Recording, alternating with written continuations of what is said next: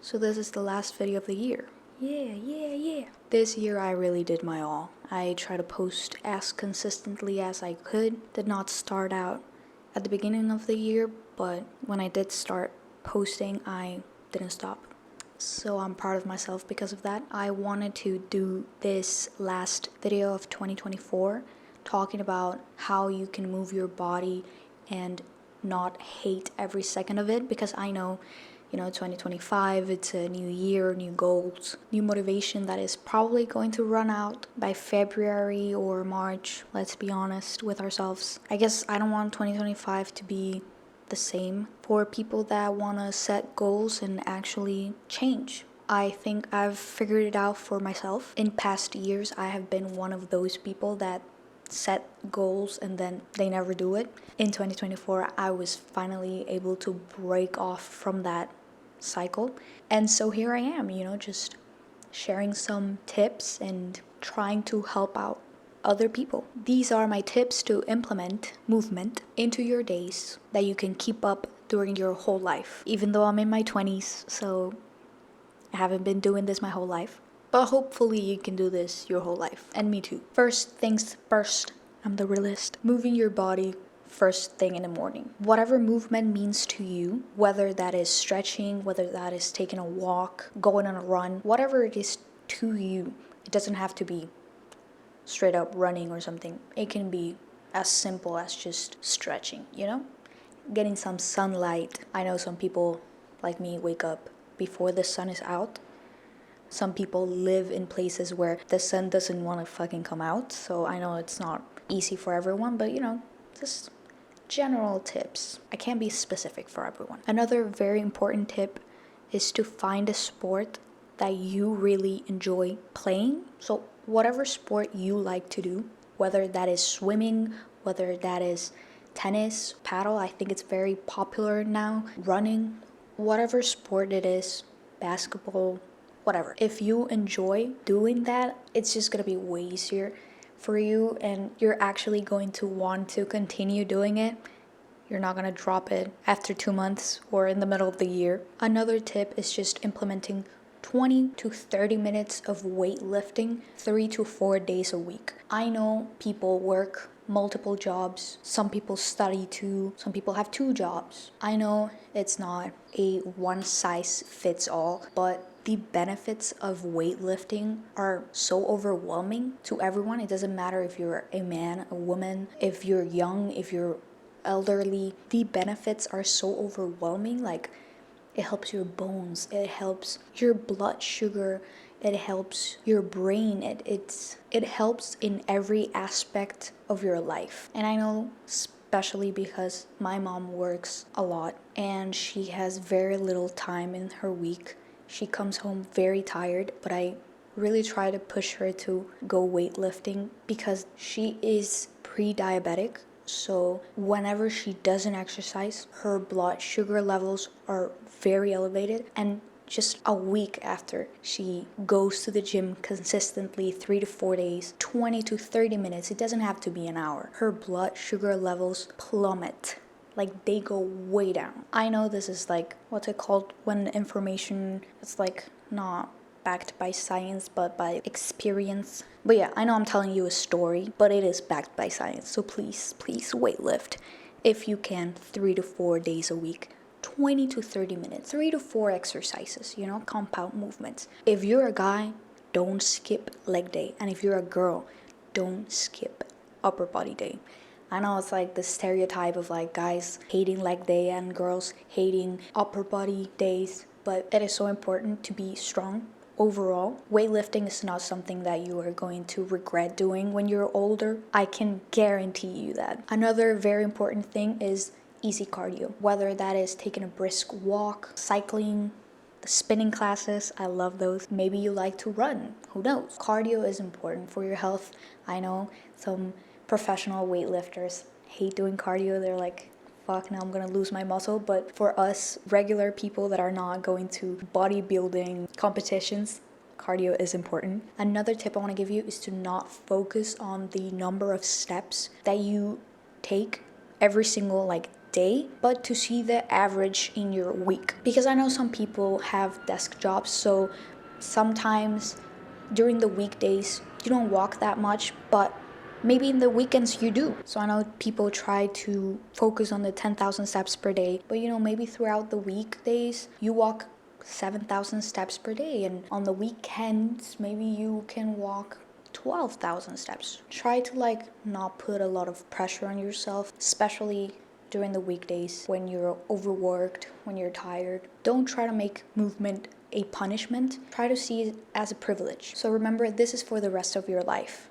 but don't get overwhelmed. Try to be grateful that you get to move your body in any way, shape, or form that is. Remember that you want to get old, because that is a privilege. And to get to be old and be able to move your body is something you won't regret. You want to be able to get to 80, 90 years old and be able to tie your shoelaces or get up from a chair. Simple stuff like that. Remember, moving is a privilege. Now, a tip I want to give on nutrition. Yay, I know we all hate to hear this. Eat whole foods, drink water, don't eat ultra processed foods. But it is true. Living with diabetes is not easy. The harm that ultra processed foods do to our bodies isn't fully understood yet, and more studies are coming out linking these ultra processed foods to cancer, diabetes, obesity, death. And I'm not saying to cut it all out, just cold turkey 2025, I'm never eating ultra processed foods ever again. But maybe this year you can try to swap some things out and make it easier for you to do the healthy habits and make it harder for you to do the unhealthy ones. So for example, maybe you really like to eat chips, so you don't buy them. So when you're craving some, it is easier for you to make a snack at home with whole foods rather than change out of your pajamas and go to the store and then buy the chips and then come home and eat the chips. You make it harder for you to get that unhealthy reward, and you make it easier for you to just eat healthier. Maybe you keep your walking shoes closer to the door so that you see them and you remember to go out for a walk after you have lunch. Stuff like that. Another tip on self-image. I know, what the fuck does this have to do with moving your body, right? It has a lot to do. We gotta talk about it, because a lot of people struggle with it,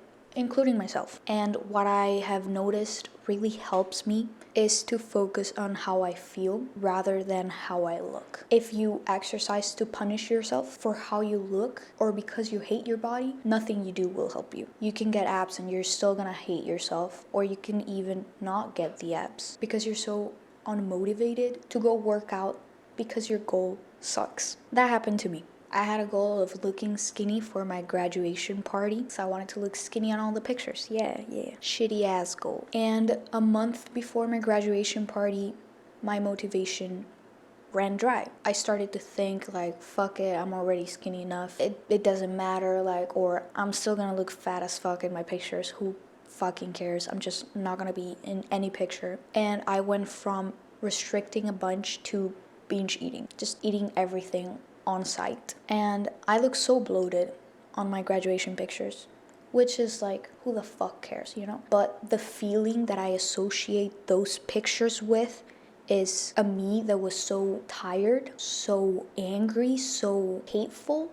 I hated myself, and that was horrible. So now I associate those pictures with that feeling of hatred, of just being so ashamed of myself, my body, And the sad thing is I probably would have been fine without the restricting and the binging, and maybe I would have felt good and not associate those pictures with such a sad time in my life. And it's graduation pictures, and unfortunately, because I did that, now I can't associate that to a happy moment of my life, of graduating high school. I can't.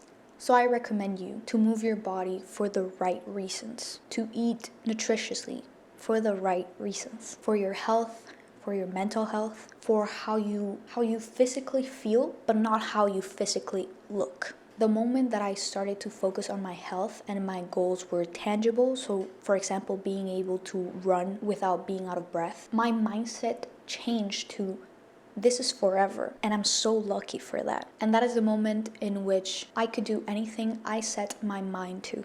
I wasn't fueled by motivation, but by discipline, because I knew what my body needed, whether I felt like it or not, So it was a mixture of discipline and listening to my body. Discipline to know that I still need to go to the gym even when I'm feeling kind of tired and lazy, but also listening to my body and knowing that, this day my knee really hurt, so I'm not gonna go out run, but maybe I'll go out cycling, to a spinning class, low impact cardio. So it is a mixture of that, listening and also discipline. That's what I had written down. Some tips for the new year that I hope help you set your goals and actually make them happen this year. I have a lot of goals for this new year, ranging from the physical exercise part and also artistically in my university, job-wise, a lot of stuff that I want happening this new year. But I'm not going to overwhelm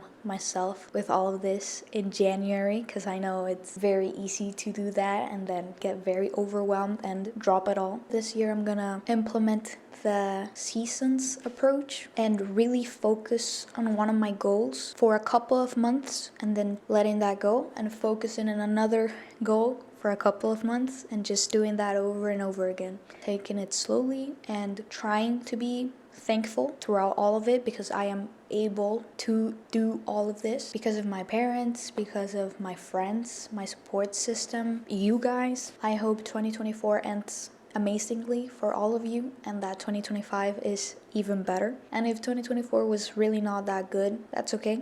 You can change it up in 2025. Remember that you make your own happiness. Maybe you stepped on a Lego first thing in the morning, but don't let that ruin the rest of your day.